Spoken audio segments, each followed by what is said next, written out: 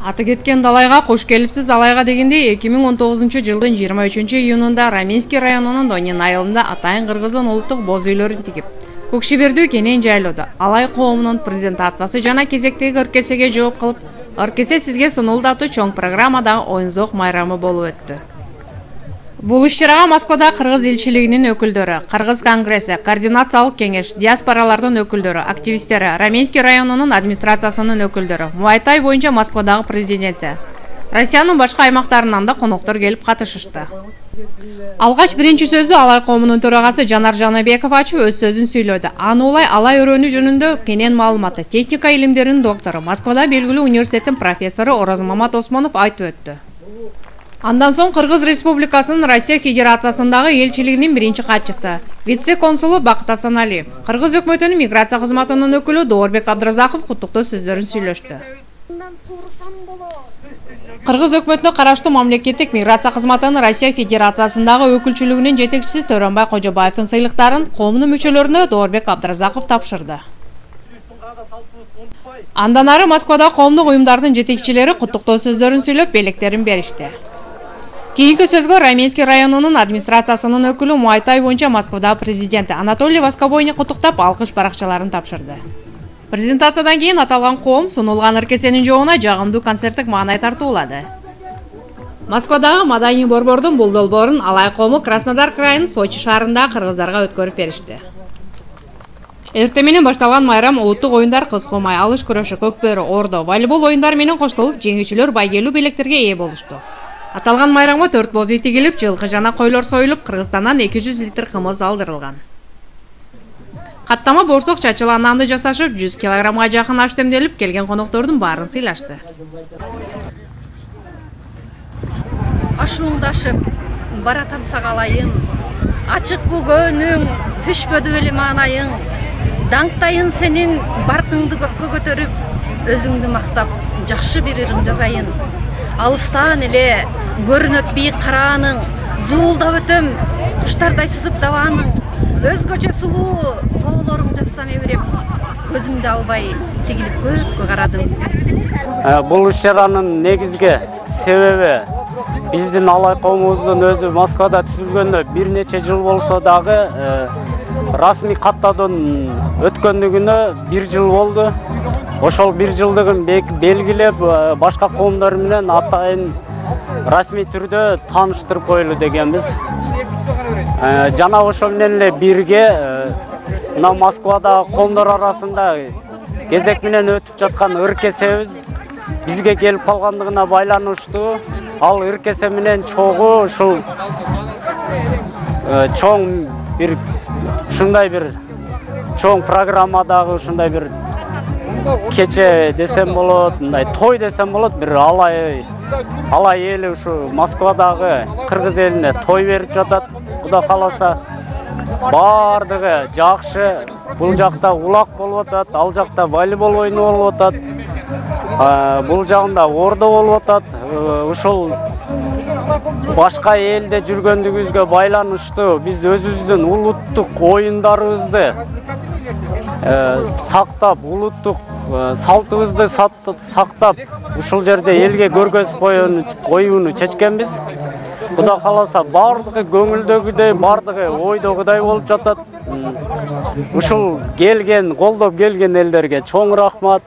Ушул жерде кызмат кылгандарга чоң рахмат. Ушу кызмат кылып жүргөндөргө, алай элине, баарыңыздарга чоң терең ыраазычылык билдирем. Алай коому бүгүн өзгөчө бир башкача кыргыздын салтын, укура салты менен өткөрүп атат.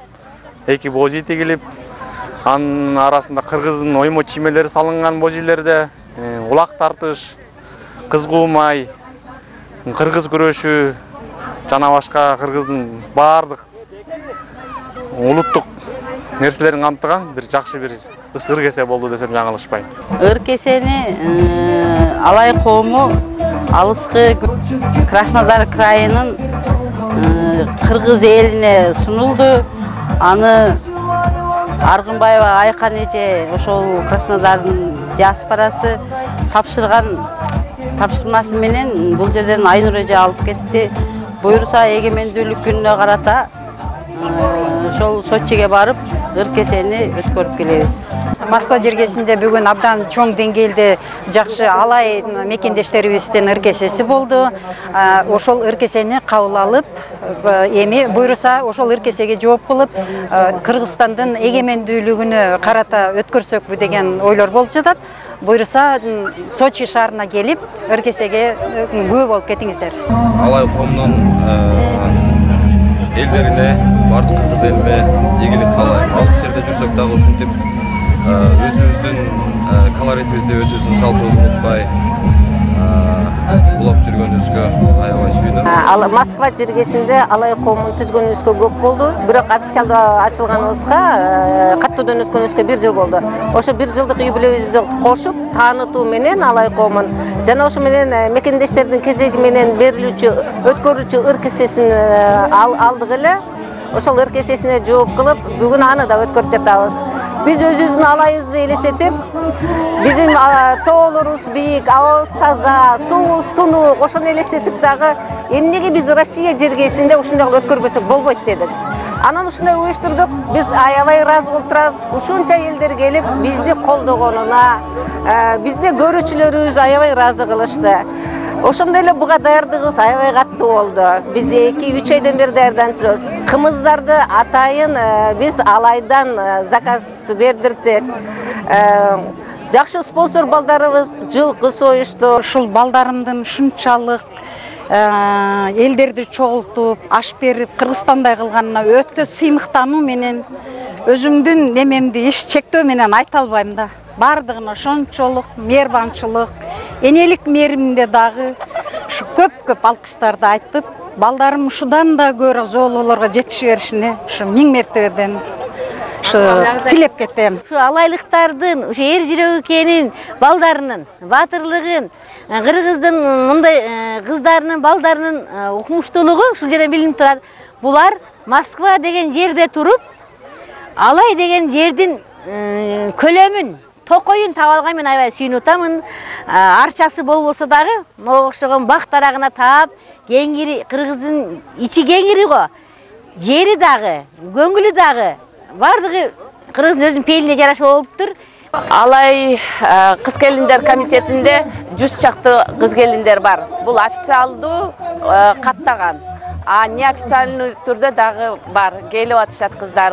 Кыздарга бир түрдүү национальный форма тиктирип, ошол форма менен коомдордун астында чыгыш үчүн. Биз ошо тилекке жеттик. Аксакал эжелерибиз бар, жаш кыздарыбыз бар. Ошо жаш кыздарыбызга үлгү болуп, көрсөтүп, бардык нерсени алып кетип атабыз бир тармакта. Приздер бардыгы акчалай приз болду, бардык жерлерге. Биздин өзүбүздүн эле ушул жерде иштеп жүргөн мигранттарыбыз өзүбүз эле спонсор болдук.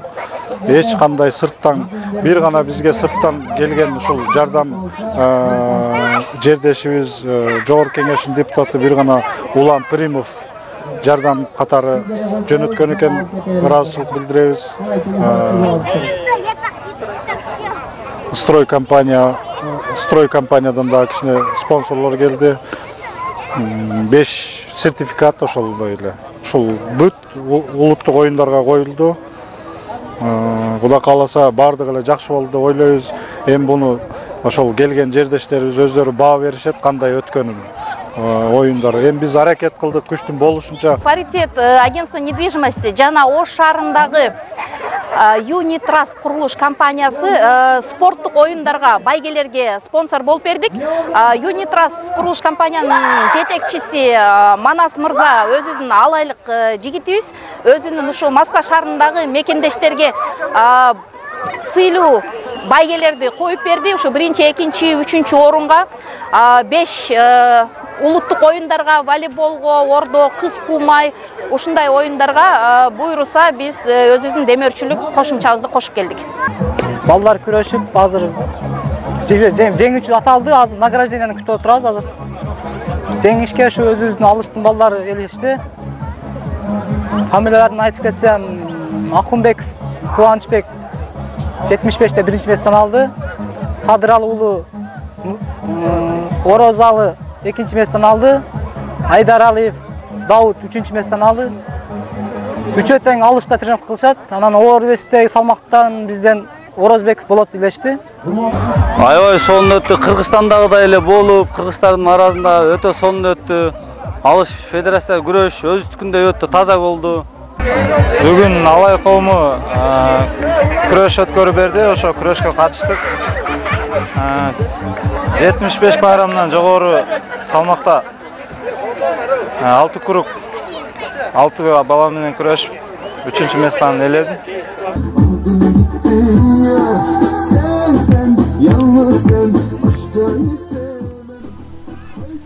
Мадина Жапарова, Гүлдесте Капарова, Бактыгүл Алымкулова, Супара каналы, Раменский району, 2019 жыл.